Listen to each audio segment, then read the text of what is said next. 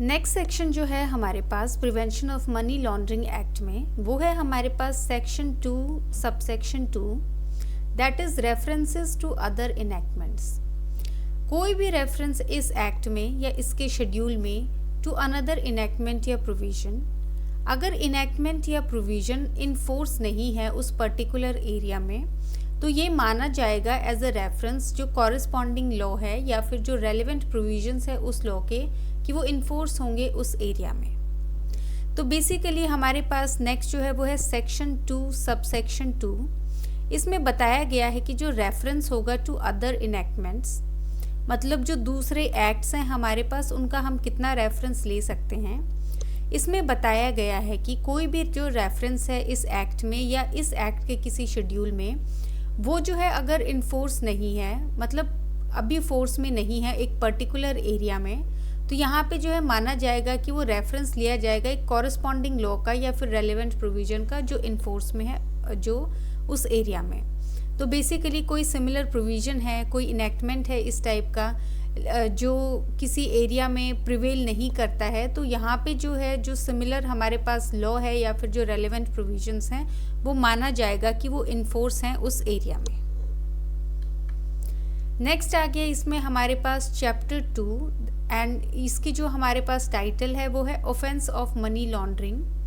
बहुत बार आपको जो है चैप्टर भी पूछा जाता है और उसका जो टाइटल है वो भी पूछा जाता है। तो चैप्टर 2 में है हमारे पास ऑफेंस ऑफ मनी लॉन्ड्रिंग।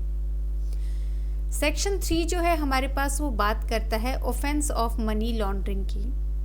पहला आ गया इसमें हमारे पास कि एक जो पर्सन है वो गिल्टी होगा मनी लॉन्ड्रिंग का अगर वो डायरेक्टली या इनडायरेक्टली अटेम्प्ट करता है इंगेज करने के लिए, या नोइंगली असिस्ट करता है, या नोइंगली पार्टी है, या फिर एक्चुअली इन्वॉल्व है किसी प्रोसेस में, एक्टिविटी में जो कनेक्टेड है, जो प्रोसीड्स हैं क्राइम के उससे। दूसरा आ गया इसमें हमारे पास प्रोसेसेस या एक्टिविटीज़ जो कनेक्टेड हैं प्रोसीड्स ऑफ क्राइम से। तो मतलब ये वाला जो सेंटेंस है हमारे पास, ये यहाँ पे एक्सप्लेन किया गया है। ये इंक्लूड करता है कंसीलमेंट प्रोसीड्स का, पोजेशन प्रोसीड्स का, एक्विजिशन प्रोसीड्स का, यूज़ जो है प्रोसीड्स का, फिर आ गया प्रोजेक्टिंग प्रोसीड्स को एज अनटेन्ड प्रॉपर्टी या फिर क्लेम करना प्रोसीड्स को एज अनटेन्ड प्रॉपर्टी। तो इसमें क्या बताया गया है इस स्लाइड में कि सेक्शन 3 जो है सबसे पहले वो किसकी बात करता है। ये बात करता है हमारे पास ऑफेंस ऑफ मनी लॉन्ड्रिंग, कि क्या क्या ऑफेंस माना जाएगा मनी लॉन्ड्रिंग का। इसमें आ गया हमारे पास एक पर्सन को जो है गिल्टी माना जाएगा अगर वो डायरेक्टली या वो इनडायरेक्टली अटेम्प्ट करता है, या फिर नोइंगली असिस्ट करता है, या फिर वो पार्टी है, या फिर एक्चुअली इन्वॉल्व्ड है वो किसी भी एक्टिविटी में जो कनेक्टेड है प्रोसीड्स ऑफ क्राइम से। प्रोसीड्स ऑफ क्राइम जो है हमारे पास वो हमने आगे पढ़ा है कि वो कंसीलमेंट, पोजेशन, एक्विजिशन, यूज़ या फिर प्रोजेक्ट करना प्रोसीड्स को अनटेन प्रॉपर्टी, या फिर क्लेम करना प्रोसीड्स को एज अनटेन प्रॉपर्टी। तो इन एक्टिविटीज़ में कोई भी ये 4 पार्ट ले रहे हैं तो वो पर्सन जो है गिल्टी माना जाएगा, चाहे वो डायरेक्टली इन्वॉल्व है चाहे वो इनडायरेक्टली इन्वॉल्व है। फिर आ गया थर्ड हमारे पास कंटिन्यूइंग ऑफेंस। ऑफेंस जो है कंटिन्यू करेगा एज लॉन्ग एज एक पर्सन डायरेक्टली या इनडायरेक्टली इंजॉय करता है या फिर डील करता है प्रोसीड्स ऑफ क्राइम के साथ through any of the above activities, जो अभी हमने एक्टिविटीज़ डिस्कस की हैं। ये जो डेफिनेशन है ये क्लियर करती है कि इवन जो अटेम्प्ट है या असिस्टेंस जो है related to proceeds of crime वो काउंट होगी एज मनी लॉन्ड्रिंग। तो हमारे पास जो थर्ड पॉइंट है वो ये बताता है कि कंटिन्यूइंग ऑफेंस, कब तक जो ऑफेंस है वो कंटिन्यू होगा। ऑफेंस जो है वो तब तक कंटिन्यू होगा जब तक वो पर्सन जो है वो इंजॉय कर रहा है या फिर डील कर रहा है जो प्रोसीड्स हैं हमारे पास क्राइम के किसी भी एक एक्टिविटी के थ्रू, तो जो हमने अभी पिछली स्लाइड में पढ़ी थी। तो जब तक वो इंगेज रहेगा तब तक जो है वो ऑफेंस जो है वो कंटिन्यू करेगा। नेक्स्ट आ गया इसमें हमारे पास section 4 that is punishment for money laundering. Section 3 में हमने डिफाइन किया है कौन कौन से ऑफेंसेस होंगे मनी लॉन्ड्रिंग के। सेक्शन 4 में हम बताएंगे पनिशमेंट क्या है मनी लॉन्ड्रिंग की। पहला आ गया जनरल पनिशमेंट। जनरल पनिशमेंट है rigorous imprisonment for not less than 3 years and may extend up to 7 years fine जो है वो भी एप्लीकेबल है। तो जनरल पनिशमेंट होगी 3 साल से लेके 7 साल तक। इनहैंस्ड पनिशमेंट, अगर प्रोसीड्स जो हैं क्राइम के वो रिलेट करते हैं ऑफेंस को, जो अंडर पैरा 2 है हमारे पास part A of the schedule का, तो वो मैक्सिमम पनिशमेंट एक्सटेंड कर सकती है 10 ईयर्स तक इंस्टेड ऑफ 7 ईयर्स। तो यहाँ पे 10 ईयर्स जो है वो मैक्स पनिशमेंट होगी। ये सेक्शन डिस्टिंग्विश करता है रेगुलर केसेस को सीरियस ऑफेंसेस से अंडर पार्ट ए में, इम्पोज करता है एक हार्शर पेनल्टी हाई वैल्यू के लिए या सीवियर क्राइम्स के लिए। तो सेक्शन 4 जो है वो हमारी किसकी बात करता है? सेक्शन 4 सबसे पहले तो बात करता है पनिशमेंट की, कि पनिशमेंट क्या है मनी लॉन्ड्रिंग के लिए। ये जो है हमारे पास 2 पार्ट्स में डिवाइडेड है। पहला है जनरल पनिशमेंट, फिर है हमारे पास इनहैंस्ड पनिशमेंट। जनरल पनिशमेंट है हमारे पास 3 से 7 साल तक की, प्लस इसमें फाइन होगा। इनहैंस्ड पनिशमेंट अगर जो पैरा 2 है हमारे पास part A of the schedule का, अगर उसमें फॉल करता है तो यहाँ पे मैक्स पनिशमेंट 10 साल होगी। तो बेसिकली 3 से लेके 10 साल तक की सज़ा होगी। यहाँ पे जो रेगुलर ऑफेंसेस हैं उनको सीरियस ऑफेंसेस से थोड़ा सा जो है डिस्टिंग्विश किया गया है। नेक्स्ट आ गया इसमें हमारे पास चैप्टर 3। चैप्टर 3 बात करता है अटैचमेंट, एडजुडिकेशन और कन्फिस्केशन की। तो ये 3 टर्म आपको याद रखनी है, अटैचमेंट, एडजुडिकेशन और कन्फिस्केशन, और इसकी बात की गई है हमारे पास चैप्टर 3 में। अब चैप्टर 3 का हमारा पहला सेक्शन है सेक्शन 5। सेक्शन 5 बात करता है attachment of property involved in money laundering, कि जो प्रॉपर्टी जो इन्वॉल्व्ड है मनी लॉन्ड्रिंग में उसकी अटैचमेंट कैसे होगी। सबसे पहले बात करता है कौन सी अथॉरिटी जो है वो अटैच कर सकती है प्रॉपर्टी को। इसमें आ गया हमारे पास डायरेक्टर या फिर ऑफिसर जो डेप्यूटी डायरेक्टर के रैंक के बिलो नहीं है, ऑथराइज्ड है डायरेक्टर के द्वारा, वो अटैच कर सकता है प्रॉपर्टी को। दूसरा है कि रीज़न टू बिलीव होना चाहिए कि एग्जिस्ट करे, रिकॉर्ड करना है राइटिंग में। क्या रिकॉर्ड करना है? पहला है हमारे पास कि एक पर्सन पोजेस करता है प्रोसीड्स जो हैं क्राइम के। दूसरा है ये जो प्रोसीड्स हैं ये लाइकली हैं कि ये कंसील किए गए हैं, ट्रांसफ़र किए गए हैं या डील किए गए हैं ऐसे तरीके से जो फ्रस्ट्रेट करता है कन्फिस्केशन प्रोसीडिंग्स को। दूसरा आ गया इसमें हमारे पास प्रोविजनल अटैचमेंट। प्रॉपर्टी जो है वो प्रोविजनली अटैच की जा सकती है मैक्सिमम 180 डेज के लिए। अटैचमेंट जो है वो किया जाएगा प्रिस्क्राइब्ड मैनर में। तो इस सेक्शन में हमें इस स्लाइड में क्या क्या चीज़ें याद रखने वाली हैं? पहला कि सेक्शन 5 है हमारे पास, और वो किसकी बात करता है? वो बात करता है हमारे पास अटैचमेंट की, उस प्रॉपर्टी की जो इन्वॉल्व है मनी लॉन्ड्रिंग में। पहला आ गया इसमें हमारे पास कौन सी जो अथॉरिटी है वो अटैच कर सकती है। इसमें आ गया 2 हमारे पास, पहला है डायरेक्टर हमारे पास, दूसरा है हमारे पास कोई भी ऑफिसर डेप्यूटी डायरेक्टर की पोस्ट का जो ऑथराइज किया गया है इसमें डायरेक्टर के द्वारा। दूसरा जो इसमें करना है हमारे पास कि कब अटैच की जा सकती है, जब उनके पास रीज़न टू बिलीव है कि वो बिलीव करते हैं। 2 चीज़ें, पहला कि जो है पोजेशन, जो पोजेस करता है पर्सन जो प्रोसीड्स हैं क्राइम का। दूसरा ये जो प्रोसीड्स हैं इनको कंसील, ट्रांसफ़र या डील किया जाएगा जो फ्रस्ट्रेट कर सकता है प्रोसीडिंग्स को। दूसरी जो चीज़ बात की गई है वो है हमारे पास प्रोविजनल अटैचमेंट। इसमें आपको याद रखना है कि जो प्रोविजनल अटैचमेंट है वो मैक्सिमम 180 डेज़ का हो सकता है। सो MCQ बेस्ड आपको जो टाइमलाइन पूछी जा सकती है यहाँ पे है हमारे पास मैक्सिमम 180 डेज। तीसरा आ गया इसमें हमारे पास कंडीशंस फॉर अटैचमेंट। कोई भी अटैचमेंट नहीं होगी अनलेस, पहला आ गया इसमें हमारे पास रिपोर्ट फॉरवर्ड की गई है मजिस्ट्रेट को अंडर सेक्शन 173 ऑफ CRPC, या फिर कंप्लेंट फाइल की गई है मजिस्ट्रेट के सामने या कोर्ट के सामने, या फिर एक सिमिलर रिपोर्ट या कंप्लेंट एग्जिस्ट करती है फॉरेन लॉ के अंडर। एक्सेप्शन क्या है इसमें? इमीडिएट अटैचमेंट अलाउ होगा अगर डिले फ्रस्ट्रेट कर सकता है प्रोसीडिंग्स को।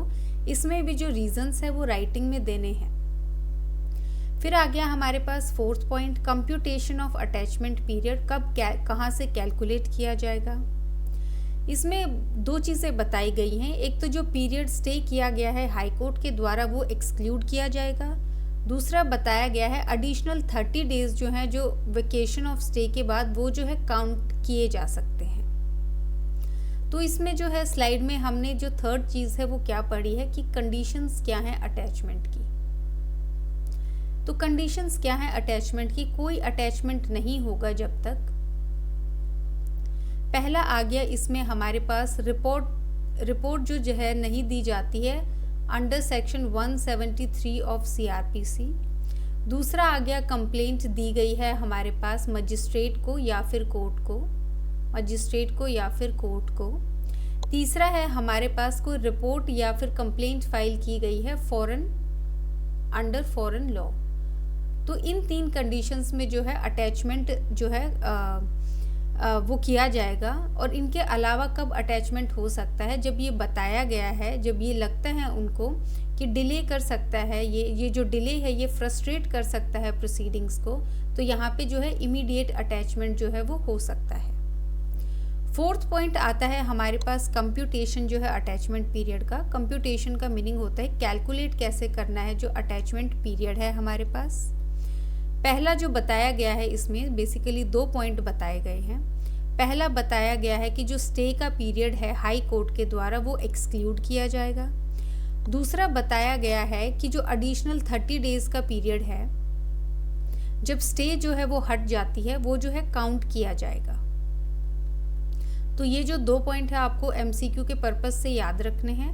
ये भी आपको जो है 3 पॉइंट MCQ पर्पस से याद रखने हैं। रीज़न बीइंग कि आपको 3 जो है करेक्ट देके और 4th ऑप्शन इनकरेक्ट देके पूछा जा सकता है कि क्या क्या कंडीशंस हैं अटैचमेंट की। तो इस तरीके का आपका जो है एक थियोरी का क्वेश्चन बन सकता है। तो आपको जो है MCQ फोकस्ड ये वाला पॉइंट भी याद रखना है और कंप्यूटेशन वाला पीरियड भी याद रखना है। फिर आ गया 5th पॉइंट हमारे पास forwarding to adjudicating authority. Attachment के बाद एक जो कॉपी है ऑर्डर की और मटेरियल की वो सेंड की जाएगी इमीडिएटली एडजुडिकेटिंग अथॉरिटी को एक सील्ड एनवेलप में। एडजुडिकेटिंग अथॉरिटी जो है वो रिटेन करेगी ऑर्डर को और मटेरियल को जो प्रिस्क्राइब किया गया है। फिर आ गया हमारे पास सेसेशन ऑफ अटैचमेंट। अटैचमेंट कब सीज होता है, कब ख़त्म होता है। पहला आ गया इसमें हमारे पास आफ्टर 180 डेज 180 दिन के बाद, या फिर जो डेट है हमारे पास ऑर्डर की अंडर सेक्शन 8 सब सेक्शन 3 जो भी पहले है उस टाइम पे सीज हो जाएगा जो अटैचमेंट है। तो इसमें हमारे पास 2 पॉइंट्स हैं। 5th पॉइंट नॉर्मल बताया गया है कि कोई भी जो कॉपी है हमारे पास ऑर्डर की या फिर मटेरियल की उसको इमीडिएटली भेजना है एडजुडिकेटिंग अथॉरिटी को और ये जो है रिटेन करेगी ये जो हमारे पास मटेरियल भेजा गया है। MCQ पॉइंट ऑफ व्यू से ये वाला जो है इम्पॉर्टेंट नहीं है, थोड़ा सा पूछा जा सकता है तो वो एडजुडिकेटिंग अथॉरिटी के पूछा जा सकता है कि किसको भेजना है। बाकी जो ससेशन है हमारे पास अटैचमेंट का ये टाइम पीरियड जो है ये याद रखना ज़रूरी है। तो ससेशन ऑफ अटैचमेंट कब होगा, इसमें आ गया 2 हमारे पास। पहला आ गया या तो 180 दिन के बाद, या फिर ध्यान रखें और लिखा हुआ है, या फिर जो डेट है ऑर्डर का, डेट ऑफ ऑर्डर जो ऑर्डर है हमारे पास अंडर सेक्शन 8 सब सेक्शन 3 जो भी इनमें से अर्लियर होगा उसमें जो है सीज हो जाएगा अटैचमेंट। तो आपको ये भी याद रखना है और ये भी याद रखना है, ये MCQ पॉइंट ऑफ व्यू से इम्पॉर्टेंट है। नेक्स्ट आ गया 7th पॉइंट हमारे पास rights of persons interested in immovable property. अब उन पर्सन्स के क्या राइट हैं जिनका इंटरेस्ट है इमूवेबल प्रॉपर्टी में। पहला पॉइंट है अटैचमेंट जो है प्रिवेंट नहीं करता है इंजॉयमेंट प्रॉपर्टी की जो पर्सन्स इंटरेस्टेड हैं उनके द्वारा।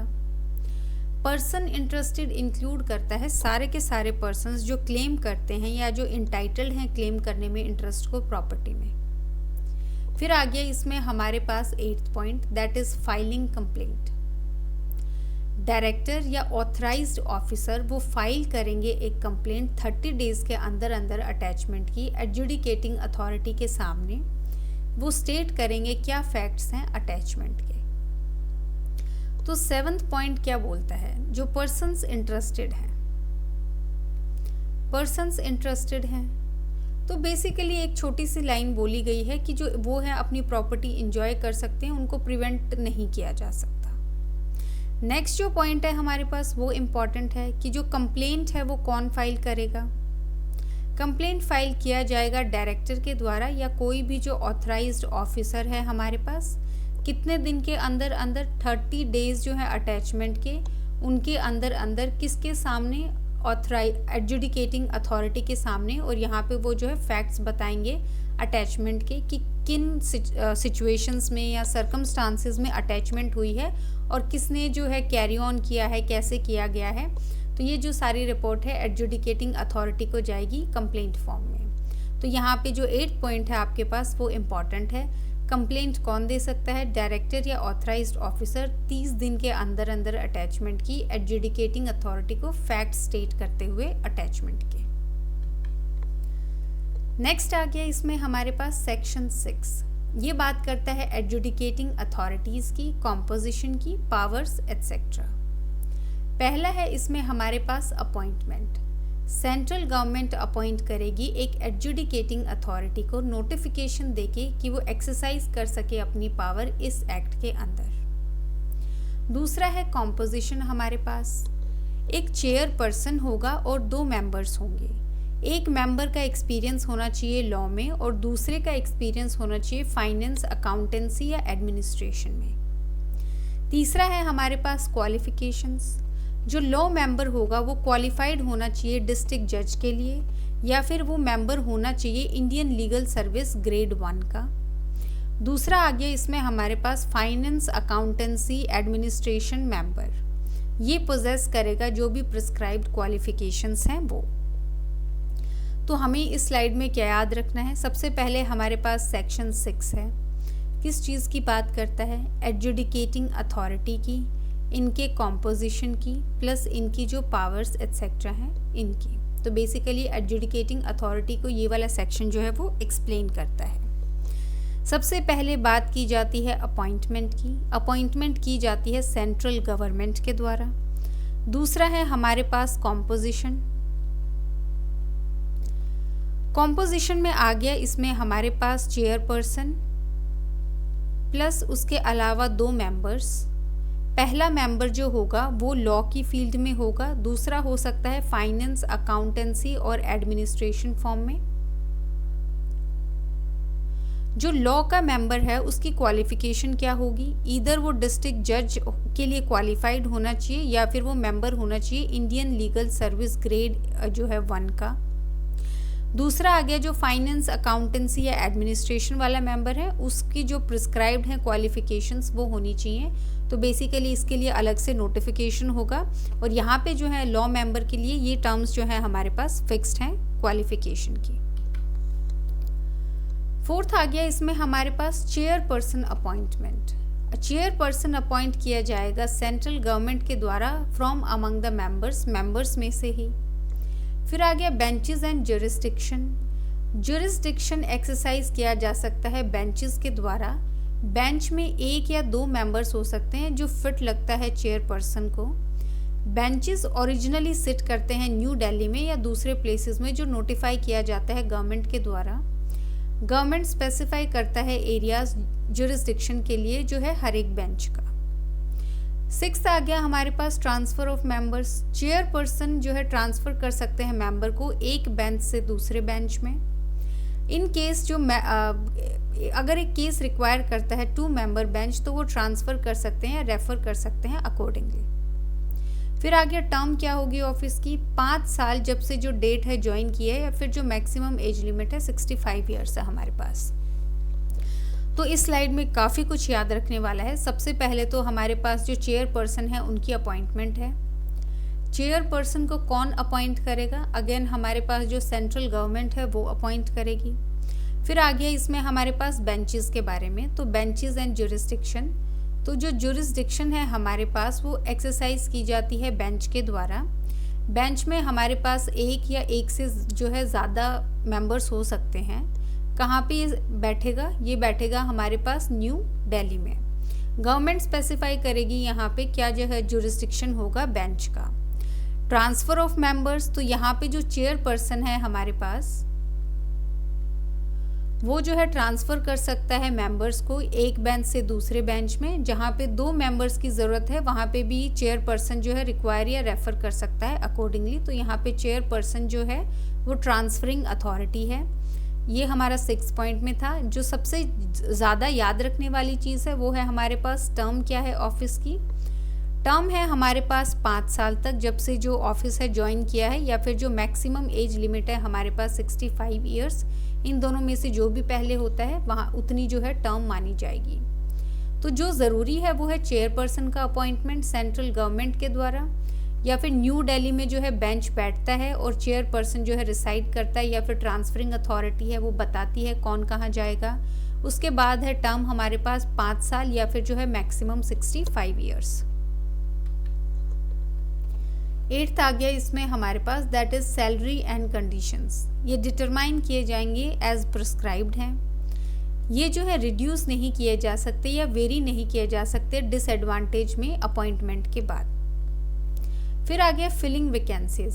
सेंट्रल गवर्नमेंट फिल कर सकती है कोई भी वैकेंसी अदर देन जो टेम्परेरी एब्सेंस है। प्रोसीडिंग्स कंटिन्यू होंगी स्टेज से जो वैकेंसी फिल की गई है। फिर आ गया रेजिग्नेशन। चेयरपर्सन या मेंबर रिज़ाइन कर सकते हैं नोटिस दे के गवर्नमेंट को। ये कंटिन्यू होंगे ऑफिस में 3 महीने के लिए, जब से नोटिस दिया गया है या जब तक सक्सेसर ज्वाइन नहीं करता है, जब तक टर्म एंड नहीं होता, जो भी अर्लियर है। तो इस स्लाइड में याद रखने वाला क्या है, बेसिकली 8th में जो है सैलरीज और कंडीशंस के बारे में बात की गई है। ये बताया गया है कि जो भी प्रिस्क्राइब्ड है, तो इसमें याद रखने वाला कुछ नहीं है 8 पॉइंट में। 9th में बताया गया है कि वैकेंसी कौन फिल करेगा। वैकेंसी फिल की जाएंगी सेंट्रल गवर्नमेंट के द्वारा, ये आप याद रखेंगे। तीसरा आ गया रेजिग्नेशन। रेजिग्नेशन जो है किसको दिया जाएगा, तो रेजिग्नेशन जो है इसमें हमारे पास वो नोटिस के थ्रू दिया जाएगा और वो दिया जाएगा गवर्नमेंट को।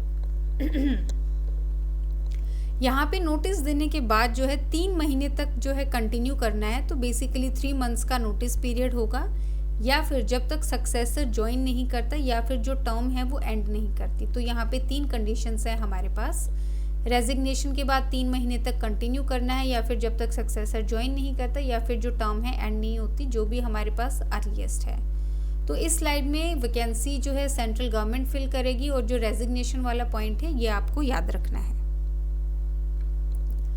नेक्स्ट आ गया इसमें हमारे पास section 7, staff of adjudicating authorities. तो क्या क्या होगा जो स्टाफ में जो हमारे पास एडजुडिकेटिंग अथॉरिटी है। पहला है provision of staff. Central government provide करेगी ऑफिसर्स को या एम्प्लॉयज़ को हर एक एडजुडिकेटिंग अथॉरिटी को जितना रिक्वायर्ड होगा। दूसरा है सुपरविजन। ऑफिसर्स या एम्प्लॉयज़ काम करते हैं जो जनरल सुपरिंटेंडेंस है चेयरपर्सन का।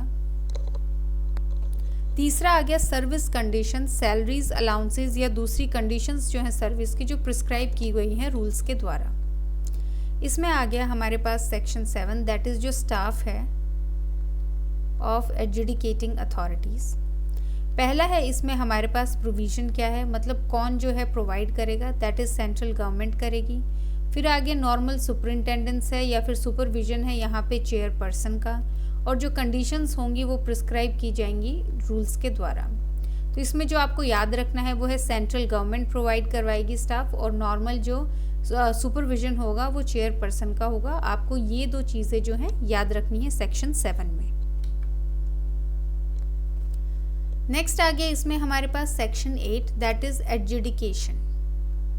पहला आ गया notice to the person, subsection 1 में है। जब एक कंप्लेंट या एप्लीकेशन रिसीव होती है और एडजुडिकेटिंग अथॉरिटी बिलीव करती है कि एक पर्सन ने कमिट किया है मनी लॉन्ड्रिंग ऑफेंस या पोजेस करता है प्रोसीड जो है क्राइम के, वो इशू करेगा नोटिस एटलीस्ट 30 दिन का। नोटिस जो है वो पूछेगा पर्सन को कि वो एक्सप्लेन करे सोर्स ऑफ इनकम या फिर जो एसेट है जो यूज़ किया गया है एक्वायर करने में, जो प्रॉपर्टी अटैच्ड है, सीज्ड है, फ्रोजन है। दूसरा है प्रोवाइड करे एविडेंस या दूसरे रेलिवेंट पर्टिकुलर्स।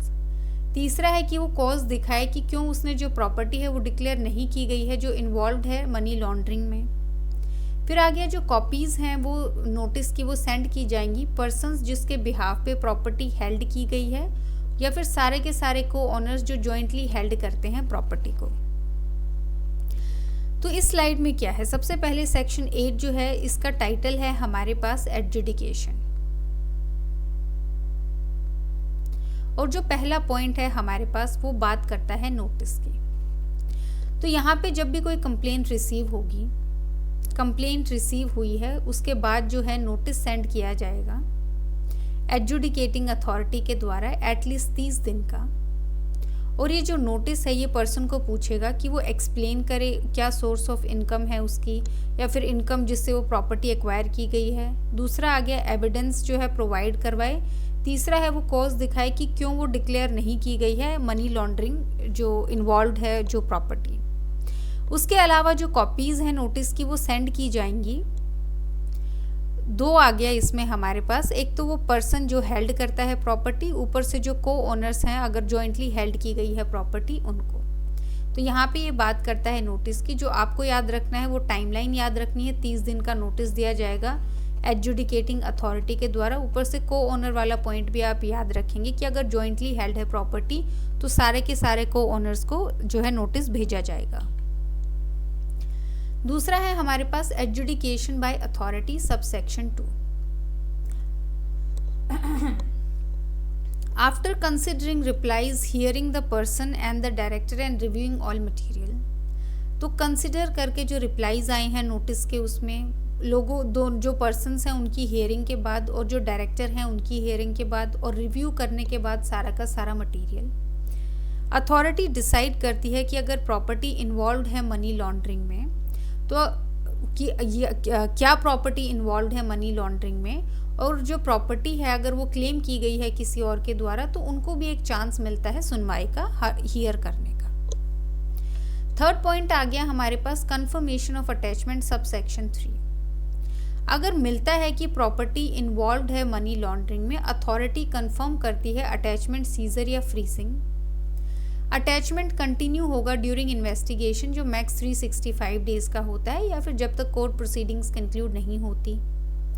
अटैचमेंट जो है वो फाइनल हो जाता है कन्फिस्केशन ऑर्डर के बाद स्पेशल कोर्ट के द्वारा।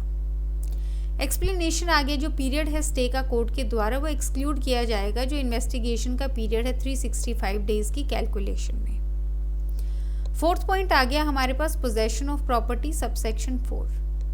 एक बार अटैचमेंट कंफर्म हो जाता है डायरेक्टर या ऑथराइज्ड ऑफिसर पोजेशन लेते हैं प्रॉपर्टी का जैसे कि प्रिस्क्राइब किया गया है। अगर पोजेशन प्रैक्टिकल नहीं है देयरफॉर फ्रोजन एसेट्स हैं तो कन्फिस्केशन ऑर्डर करता है जिसका सेम कन्फिस्केशन ऑर्डर दिया जाता है जिसका सेम अफेक्ट होगा। तो यहाँ पे जो है आपको क्या याद रखना है या क्या समझना है, जो हमारे पास सबसेक्शन 2 है या फिर जो सेकंड पॉइंट है हमारे पास कि जो एडजुडिकेशन है अथॉरिटी का, एडजुडिकेशन जो है अथॉरिटी का, इसमें जो बेसिकली दिया गया है वो दिया गया है कि वो जो रिप्लाईज हैं उनको कंसिडर करेगा, लोगों जो पर्सन है उनको हियरिंग का, प्लस जो डायरेक्टर हैं उनको हियरिंग का चांस मिलेगा, रिव्यू करेंगे सारे मटेरियल्स को और उसके बाद डिसाइड करेंगे कि वेदर प्रॉपर्टी जो है वो इन्वॉल्व है या नहीं है मनी लॉन्ड्रिंग में। अगर किसी दूसरे पर्सन का राइट है या क्लेम किया जाता है उसके द्वारा प्रॉपर्टी को तो उसको भी सुना जाएगा। तो ये हमारे पास यहाँ पे ऐसे डिसाइड करेंगे। तीसरा आ गया इसमें हमारे पास कंफर्मेशन ऑफ अटैचमेंट।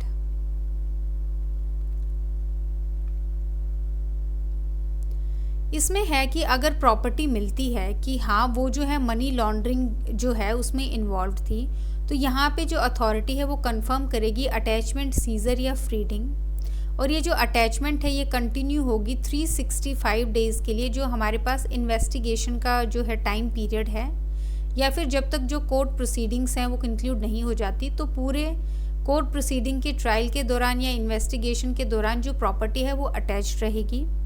अटैचमेंट जो है यहाँ पे फाइनल होगा जब स्पेशल कोर्ट जो है वो कन्फिस्केशन ऑर्डर देगी।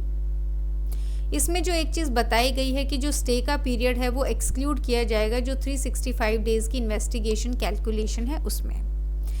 इस पॉइंट में जो याद रखने वाला है वो है हमारे पास टाइम पीरियड कि कब तक जो अटैचमेंट जो है वो कंटिन्यू रहेगा इन्वेस्टिगेशन के दौरान मैक्सिमम 365 डेज के लिए, या फिर जब तक कि कोर्ट प्रोसीडिंग जो है वो कंक्लूड नहीं हो जाती तब तक जो है अटैचमेंट कंटिन्यू रहेगा।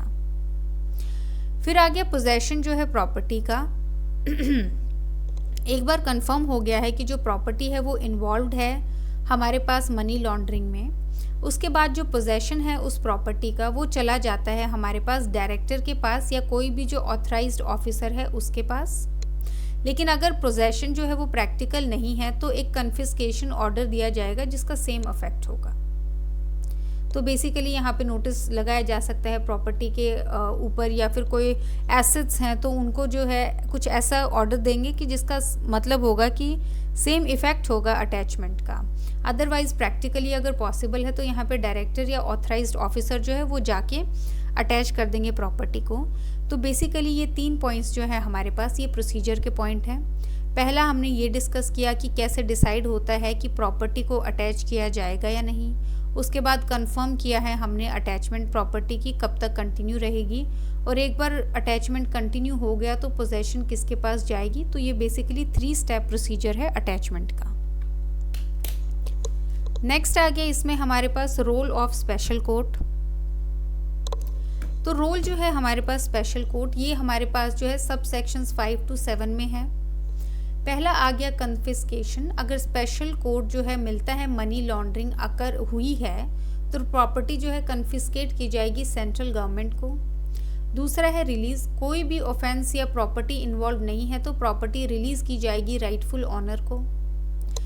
तीसरा है इनकम्प्लीट ट्रायल। अगर ट्रायल कंक्लूड नहीं हो सकता, डेथ या प्रोक्लेम्ड ऑफेंडर हो गया है, तो स्पेशल कोर्ट जो है डिसाइड करेगी कन्फिस्केशन या फिर रिलीज करेगी बेस्ड ऑन जो अवेलेबल मटेरियल है। तो इसमें जो है हमारे पास नेक्स्ट आ गया restoration to legitimate claimant sub section 8। Special court restore भी कर सकता है कन्फिस्केटेड प्रॉपर्टी या जो उसका पार्ट है क्लेमेंट को, जिसका लेजिटिमेट इंटरेस्ट है, जिसको सफ़र हुआ है लॉस गुड फेथ में। कंडीशंस क्या होंगी? क्लेमेंट एक्ट करेगा गुड फेथ में, सारे रीजनेबल प्रिकॉशंस उसने लिए हैं और वो इन्वॉल्व नहीं है मनी लॉन्ड्रिंग में। क्लेम जो है कंसिडर किया जा सकता है ट्रायल के दौरान अगर अप्रोप्रिएट लगता है। तो यहाँ पे जो है 5th पॉइंट क्या बात करता है कि यहाँ पे स्पेशल कोर्ट्स जो है क्या डिसीजन ले सकती है। तो स्पेशल कोर्ट जो है यहाँ पे 3 हमारे पास कंडीशंस हैं। पहला आ गया इसमें हमारे पास कन्फिस्केशन। अगर उनको लगता है कि मनी लॉन्ड्रिंग हुई है तो वो कन्फिस्केट कर देगी जो हमारे पास प्रॉपर्टी है सेंट्रल गवर्नमेंट को। दूसरा है कि मनी लॉन्ड्रिंग नहीं हुई है तो यहाँ पे रिलीज कर देगी प्रॉपर्टी जो राइटफुल ऑनर है। तीसरा है इनकम्प्लीट ट्रायल। नहीं हुई है, जो ट्रायल है वो कंप्लीट नहीं हो पाई है, डेथ हो गई है या प्रोक्लेम्ड हो गया है, ऑफेंडर भाग गया है, तो यहाँ पे वो डिसाइड करेगी कि इसको कन्फिस्केट किया जाए या रिलीज़ किया जाए जो भी मटेरियल उनके पास अवेलेबल है। तो यहाँ पे बेसिकली डिस्क्रिशन है कोर्ट की, वो डिसाइड करेगी अपने हिसाब से। 6th आ गया इसमें हमारे पास अगर कोई लेजिटिमेट क्लेमेंट है जिसका इंटरेस्ट है प्रॉपर्टी में, तो यहाँ पे जो है उसको रिस्टोर की जाएगी प्रॉपर्टी। इसकी हमारे पास 3 कंडीशंस हैं। पहला है कि वो एक्ट करेगा गुड फेथ में, दूसरा है कि उसने रीजनेबल प्रिकॉशंस लिए हैं, तीसरा है कि वो इन्वॉल्व्ड नहीं है मनी लॉन्ड्रिंग में। तो यहाँ पे ड्यूरिंग ट्रायल भी जो है ये चीज़ कंसिडर की जा सकती है अगर उनको जो है अप्रोप्रिएट लगता है।